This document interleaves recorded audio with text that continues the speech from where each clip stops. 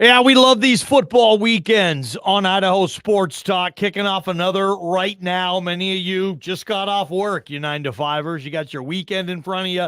You got a Boise State game tomorrow, bunch of football games, playoffs everywhere with baseball. Prater's NHL started earlier today, but we're going to use this 5 o'clock segment for you, our callers at 208-424-9300.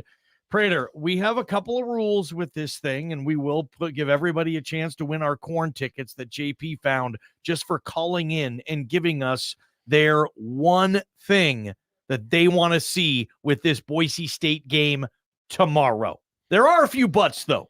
Well, there are a few buts because we want to do something that's beyond a little obvious radio here. And Ballgame and I and this entire community, we're all on the same page. We don't get on the same page around here very often, but in this particular case, we all want to see Boise State quarterback Maddux Madsen have a consistent football game. The week started Monday with Spencer Danielson holding a press conference, and he said that he needs Maddux Madsen to be more consistent. He said Maddux Madsen is aware of how he played last weekend. They sat in the office together and kind of talked their way through it. And Maddux Madsen has had a horrible third quarter against Oregon. He was inconsistent last week, and he certainly needs to be more consistent. He doesn't need to be the star of this offense, the engineer of this offense. I think we all know who that is. And I'm guessing most of these people that are going to call in today saying, I want to see Ashton Jeanty have a great game. Hopefully they're more creative than that because we're all thinking the same thing and we all want Ashton Jeanty to have a great game. But we need to see Maddux Madsen be consistent moving forward. You and I are keeping a very close eye on this quarterback race. Apparently too close of an eye because every time we ask Dirk Cutter about the quarterbacks, he gets mad in the press conferences. Yeah. But it is a storyline. It's not a big storyline because Boise State's offense, 48 points a game, 530 yards a game. Seventh in America. And Maddux, for the most part, is doing his job by not turning the ball over and not taking sacks and moving the ball and staying ahead of the sticks. And that's what you want. So we're going to all root for Maddux Madsen to be more consistent. We're all going to root for Ashton Jeanty to have a big game. Let's dive into the weeds deep on this ball game on Saturday. I think I'll start us off, okay? And this is going to be kind of cheesy. It's kind of fun-loving. It's a family atmosphere. But, I talked to Cooper Jones earlier this week, a punt returner. He is the punt returner on Boise State. He played the last few years with Utah State, knows everybody in that locker room. And he talked about the Utah State punter. He has caught, he says, 500-plus punts in his life from the current Utah State punter because they always used to do it in practice. He said he just has a good feel for this guy's ball. And when you have a good feel for the ball, a lot of times that can help on your punt return. I'm going to say Cooper Jones, what I would like to see right there for his uncle, Tim Gilligan, watching from the stands. Cooper Jones, let's get a defense or special teams, in this case, a punt return touchdown. That's what I would like to see. What do you got? Oh, Ballgame, I love that one. And that would be so cool to see. That would be a big-time story. Cooper Jones is one of the least-known players on this team. Yeah, give him a punt return. Give him a punt return. Anybody with a punt return, I would love that. I'm going with Prince Strong. And in my Bronco Nation news column that I wrote this week, every week I put down at the end of my column, what do I want to see this Saturday? 2 weeks ago, I wanted to see Malachi Nelson in the second half of Portland State. Done. Last week, I wanted to see an interception for the first time in 145 passes. Thank you, Ty Benefield. This week, I want to see Prince Strong bust out. And I know you love this one too, Ballgame, because he's one of your favorites. Prince Strong had one catch in the Oregon game, and he hasn't caught a ball since. Wow. He's caught 3 passes for 12 yards so far this year. He had a lot of off-season hype. He wasn't as productive as you think last year. I think he only had 12 catches. Yep. But he certainly popped onto the scene. And there were knuckleheads in this community, maybe even you, Ballgame, who thought he had NFL potential. He's caught 3 passes for 24 yards this year. 12 is his longest. And he's been very rarely targeted. And again, he hasn't caught a pass since the Oregon game. This wide receiver room, there's too many opportunities. There's too many good players in that wide receiver room, and part of it is Maddux Madsen being consistent in the pass game. There's no doubt about that, but Prince Strong is too talented to have these kinds of lackluster numbers. I expect some kind of especially Utah State. I believe they're 111th in the nation in pass defense. Prince Strong, you're my guy this weekend. They give up 257 yards per game through the air. Mad Dog, come on, man. There's going to be 8 and 9 in the box sometimes to stop Jeanty. Let's get to the Double Tap Pub hotline and get yours. What's the one thing that you want to see tomorrow in Boise State, Utah State? Kevin, you're first up. Bring it, buddy. I'd like to see Jeanty run 300 yards because I feel like he's going to get the Heisman, and I want to see him do something special when he beats Barry Sanders' record. But he's going to do it in 15 games instead of 12. Okay. There's the first Jeanty from Kevin. We appreciate that, Kevin. Prater, you're shaking your head over there. You think there's going to be a lot of Jeantys, huh? You think he's going to be disappointed if Jeanty only gets 275? So that guy predicts Ashton Jeanty to run for 300 yards this weekend. He predicted Ashton Jeanty to win the Heisman Trophy, and he predicted Boise State to win its first CFP game. That was in 30 seconds. If Boise State's offense was that efficient, they'd be scoring 75 points a game. All right, Kevin. Kevin, you're in the running, by the way. If you make it through and JP puts you on the air, you have a chance to win corn tickets coming up on this segment. Derek, you're next up. Double Tap Pub Hotline. What's the one thing you want to see? I was going to go with Ashton Jeanty, but I'm going to change it because that's obvious. I want to see a defense touchdown. Any player in particular? Now that we're all, we're picking what we want to see. Do you have a player you'd like to see score that teeter? You know what? I would love to see Ty Benefield keep it going, get another interception, but this time run it back for a touchdown.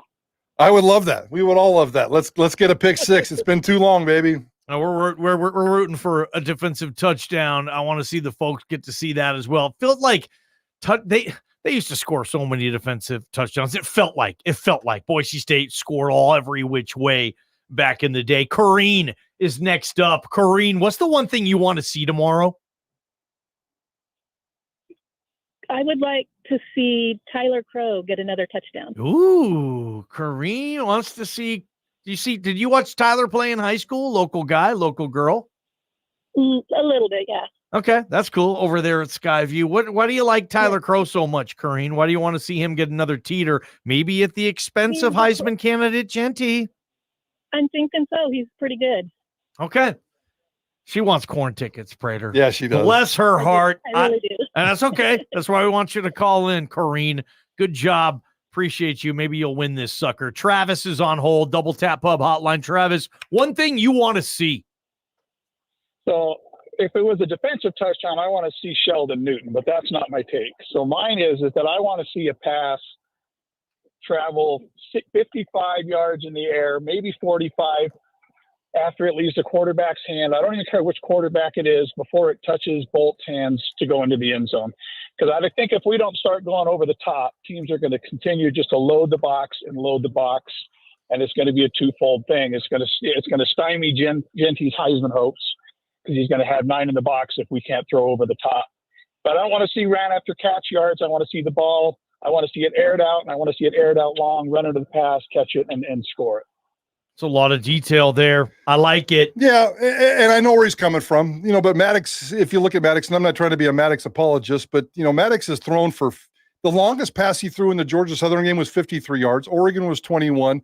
Portland State was 52. Washington State's 34. So it's not like his longest pass of the season is 12 yards. He's had significant long passes in every single one of these games so far this year. I think what fans want, they just want to see a more consistent long passing game to help bust out things for Ashton Jeanty, soften things up going into the late part of this season. All right, you want to get in on this, 208-424-9300. Call that number on your phone right now if you want to, A, go see Corn, and B, tell us the one thing you want to see with the Boise State football team tomorrow. Jana, what you got?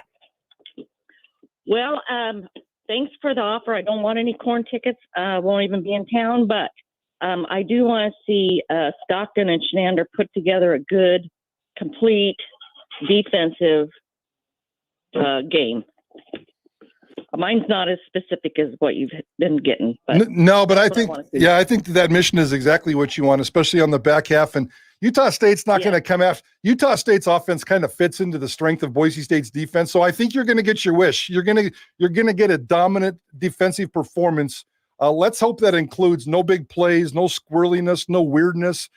This is the kind of game that Boise State should be up 17-3 going into the second quarter and just roll from there. If it gets a little squirrely, it's probably because that defense may have screwed up along the way there. Feels like it. Yep, I mean, yep, I agree on the back end. Sorry, go ahead. No, Jen. I thought I wanted to get what you were saying first too. So I was just going to ask you anything specifically you wanted to see tightened up, but you just answered my question with the back end. Appreciate the call, Jana.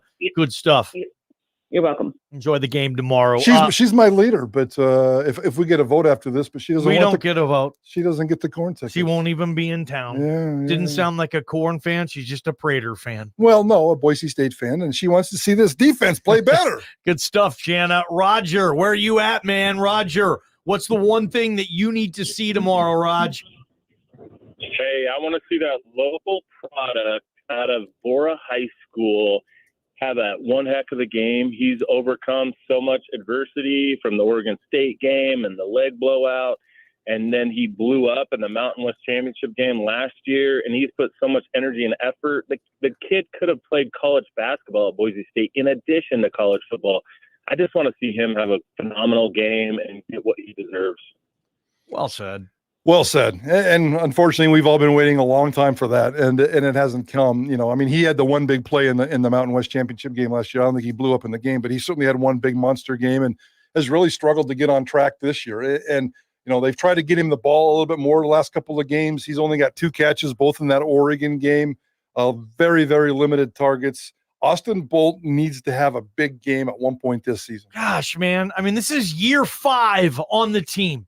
He's been on the team 5 years, and I don't know if it's bad luck. I know it is with injuries. I don't know if it's bad luck with the targets. He just doesn't happen to be the receiver in the game when the big play call gets called and he gets a chance to go out there and make a play. But absolutely. And when Dirk Cutter says after spring ball, Austin Bolt was the best receiver during the spring, I'm like, okay, he's rolling. We see him make plays in practice. I don't know what it is, but heck yeah, we want to see a big game out of Austin Bolt. Bill is next up on our Double Tap Pub hotline.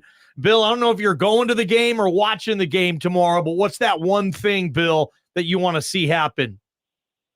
Well, the gentleman before kind of stole my thunder a little bit, but I'd really actually like to see Breezy do something like get it moving, get a better game going. That'll give Jeanty a break a little bit in the second half. And because he didn't look great last game, I'm sure he's just coming off injuries, but he just didn't look like himself. And it'd be love to see him get moving and, maybe get 80 to 100 yards, maybe a touchdown and really represent. And because we're losing Jeanty next year, so we need someone to be able to fill that in. And obviously we have some great kids on the bench.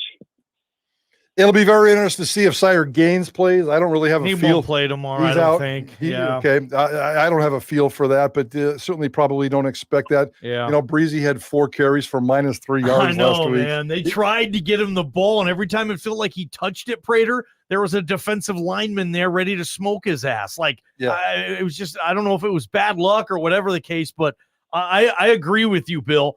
I'd love to see RB2, whoever that be tomorrow night, absolutely pound Utah State in the form that Sire Gaines was able to do against Georgia Southern in that first game. I also want to see, I'll throw this in, I want to see Cameron Bates, okay? He is averaging, I know it hasn't been a lot of carries. I'm not Cameron Bates, I'm sorry, Dylan Riley. I know he's only had 6 carries, but 2 of those carries have went to the house. He's averaging 16 yards a carry after 6 carries, this Dylan Riley kid. He didn't get a touch last week in the blowout against Washington State. Wazoo. Maybe he gets some run here. Let's go to Brian, 208-424-9300. Call and give us the one thing you want to see tomorrow on the Blue. Brian, what's your one?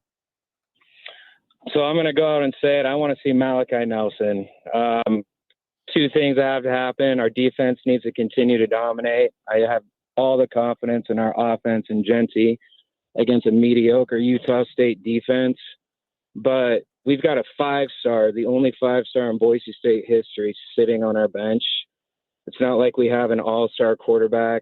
We've had mid-quarterback play. Let's see what he can do. Would you, what if that was the case, Brian? You get your wish.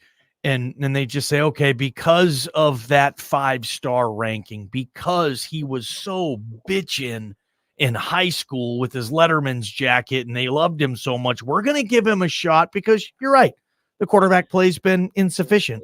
below average. I think you're preaching to what we all want to hear. So Malachi Nelson is the 8th highest rated quarterback of all time in high school. Yeah. And you just want to see him out there. I just want to see. I mean, we've seen him for stints, and he's handed the ball off. I want to see what he's got, and if he doesn't have it, then I'll ride with Madsen. But it's an eerie feeling I have that.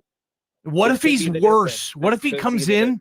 What if he comes in, Brian, and he's worse than Maddux Madsen? We ride with Madsen, but we got to give the 5-star a chance. Okay, so Cutter just needs to prove to everybody, if that is the case, what he's doing isn't working. I appreciate the call, Brian, but that's kind of what I take it. You know, what Cutter's doing. Cutter's word isn't good enough. Bronco Nation, or at least Brian, he wants to actually see Malachi playing a game, and if he stinks, he can say, "Oh, okay, now I trust you, Dirk Cutter." Meh. Well, I don't know. I mean, you have to ask him that, but he's basing everything based on a recruiting ranking is why he wants to see him, not that he's going to make this football team better. And Dirk Cutter's goal is to make this football team better. If Malachi Nelson was the better quarterback to run this offense, Dirk Cutter would have him in. And the last thing I want to see, if we're going to do this segment, the last thing I want to see is more quarterback palooza. This offense has chemistry. This offense is united. This offense is rolling. And if you put in Malachi in the second half of garbage time, I'm okay with that. That's what happened at Portland State, and it was good to see him. He did throw the ball a little bit. He did have some success. He looked very, very smooth. And I'm not saying if you put him back in and he's smooth again, we need to continue to have this conversation. I just don't want to see any quarterback palooza, and I'm not sure what we learned from Malachi in garbage time that Dirk Cutter doesn't know after watching this guy every single day for the last 6 months. I know that's thing where I wanted to kind of talk to Brian about, but I understand fans want to see the 5-star, and they're not willing to say, okay, well, if he's not there yet from the coaches, that's not good enough. We still need to see him because he was bitching in high school. He was so good in high school, Prater. He was the best. He was like John Elway in high school. No. High school, man. So you have to see him, and I don't know, that's kind of getting lost there. Yeah. I mean, those ratings are a big deal for a lot of people, and haven't really helped Malachi all that much. I'll tell you that much, man. All right, Prater on the ball game. Good stuff, guys. Keep them coming. We'll announce our winner, who's going to go see Corn, right when we come back, and got a lot of other stuff to get to, if you know what I mean, on this Friday edition of Idaho Sports Talk. This is Ticket Traffic. Headed west, things have actually eased off, at least for the time being, on the freeways.